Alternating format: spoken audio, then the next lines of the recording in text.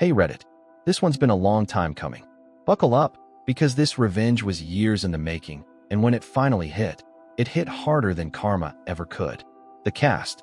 Me, a mild-mannered technical writer and documentation specialist. Derek, fake name my manager.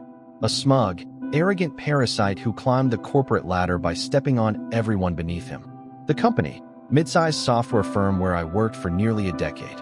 Not huge, but well-known in the industry. The beginning.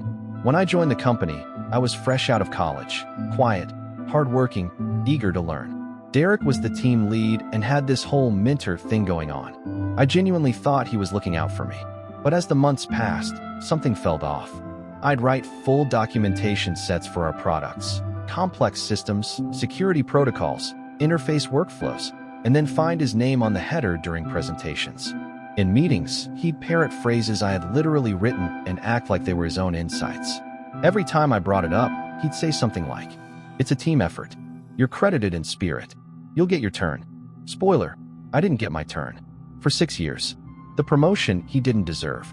About 5 years in, Derek was promoted to documentation director, and with that came more money, prestige, and a company car.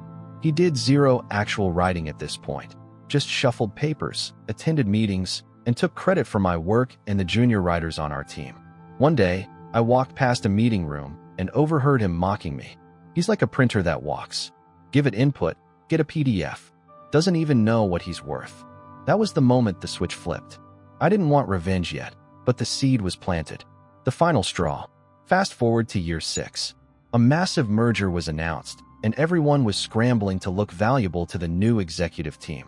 I pulled an all-nighter to complete a compliance rewrite of the entire user documentation stack. Hundreds of pages of legal and technical writing. 2 weeks later, in a town hall meeting, Derek presented the work as his. Word for word. Even thanked his ghostwriters, without naming names. That night, I made a plan. A long one. Because I wasn't just going to get even. I was going to burn his career to the ground. Phase 1. The digital trail. I had every file revision saved. Every track change. Every email where I sent him drafts, edits, even my planning spreadsheets. So I started compiling. Version history with metadata showing I authored the documents. Email chains where I sent Derek the completed versions. Screenshots of our internal CMS with my name on the edit logs. I organized it all into a massive PDF called Attribution Evidence, FI 2014, FI 2020. I also quietly looped in the new VP of documentation from the merged company, who I'd met briefly at a seminar once. I told her I was concerned about attribution and wanted advice on how to handle credit discrepancies. She asked to see the file. I sent it. She didn't reply for 3 days. Then, an email from HR came in requesting a confidential interview.